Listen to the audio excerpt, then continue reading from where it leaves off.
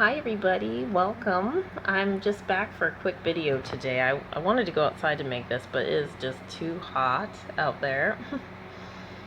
And I have had a long hot month. I'm just really busy this month, so basically I probably won't get around to continuing that little series I was doing about the disclosure agenda until late next week. But I want to come back and talk a bit about that and the whole Area 51 nonsense.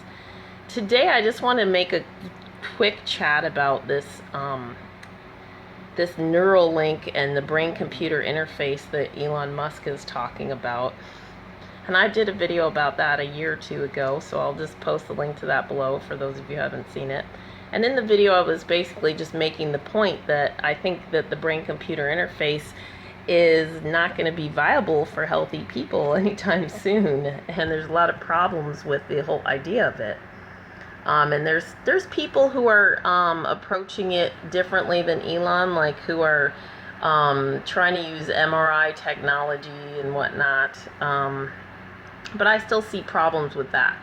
And really, Elon's approach is very invasive, and he's been very aggressively developing this and putting a lot of money and time into it. But to his company's credit, they really are only trying to get it on the market for people with severe health problems and disabilities, right?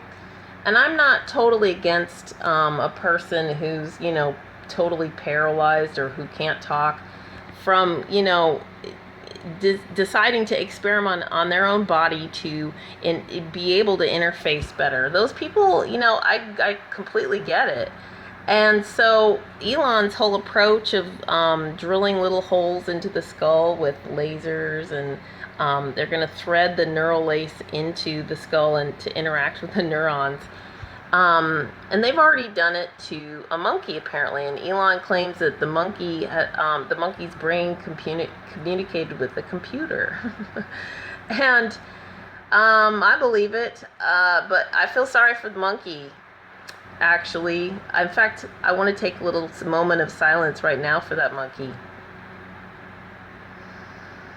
because honestly, I just think the whole idea of the brain-computer interface, according to Elon, he's not completely that far off about it. I understand where he's coming from by saying, he's concerned that some kind of super intelligent sentient AI would just dominate us and leave us in the dust. And not only humans, not only does he want humans to be able to connect with the computer so that we have greater bandwidth and you don't have to waste so much time typing, but also just so that a human being would be interacting with that AI and perhaps able to control it better. So, there's a lot of dangerous ideas in all of this, right? And science fiction has gone there so much. We all are wary of sentient AI. So I've been thinking about a lot of this technological paradigm and the whole issue of telepathy. So, of course, my experience was not scientifically documented. You can take it with a grain of salt, whatever. But I'm telling you, I think that telepathy is possible and maybe buried in our genetic abilities. Who knows? But I've thought about, how does it work? How does real organic telepathy work? So I saw this article the other day about how the scientists claim that they have taken a picture of an entangled particle, right? So they're still pursuing the whole entanglement and quantum computing paradigm, and the spooky action at a distance is something they're really trying to prove right now. And so it's fascinating, and there's a lot of scientists who criticize their photographs and their whole spiel, but I don't know enough about the science of it. All I know is that intuitively, the idea of light entanglement having to do with natural telepathy makes sense to me, and I've also been told that that's how it works. And so I think perhaps, through this crazy scientific paradigm that's exploding right now, and all of this new scientific paradigm that really is bubbling to the surface, and it's scary and it's exciting. There's all kinds of potential. I think we're going to stumble upon what I would definitely maybe even say is the science of the soul, really. And they're going into the plasma physics, and there's, we're going to have new energy sources. It's going to happen. This paradigm is so ridiculous, and the disparity versus the prosperity in a lot of places is just, it's become untenable. So the changes are not going to happen overnight, obviously, but I think in our lifetime, all kinds of shocking things are going to happen. And so, again, I think this idea of like a with this development of AI and quantum computers, the idea that we have to, link our actual brain in an invasive way to that computer seems barbaric to me, actually. I think if we really explore ourselves and refine this, we might find out that we have abilities, especially involving light and our light bodies, that we don't understand. And I mean, I guess I'm all over the place with this stuff because I don't understand the science. I'm intrigued by coherent light and the biophotons and the work of Fritz Popp. And I love that. I'll post that biofield video again by Dr. Marshall below that I posted on this channel a while back. Really worth a listen. It's not hokey dokey.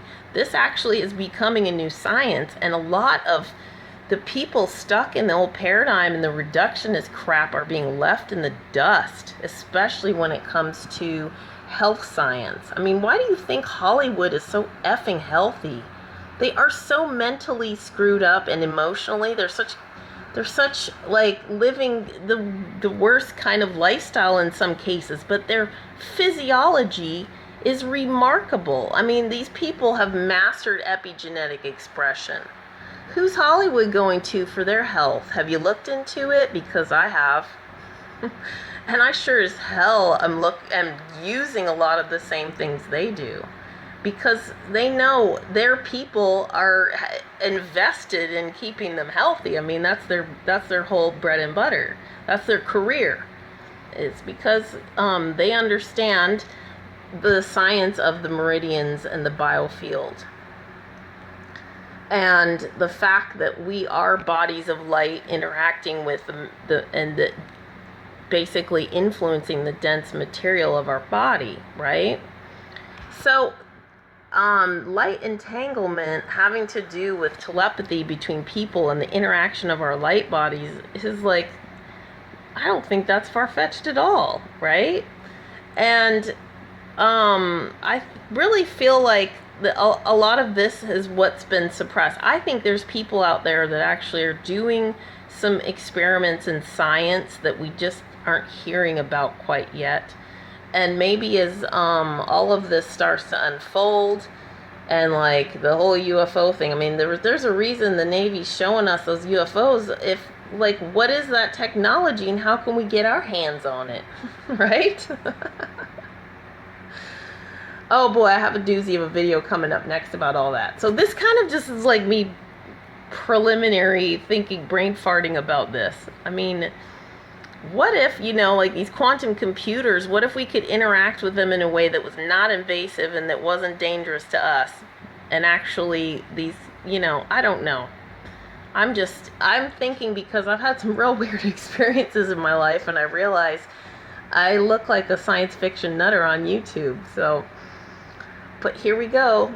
A lot of this technology and a lot of other people with, money and like these companies, they're going to go there, and I think we're going to find that some shocking things will happen. So anyway, I'm totally babbling about this, but I just wanted to give you all some food for thought with my ideas, and I'll try to post some links that are interesting below too.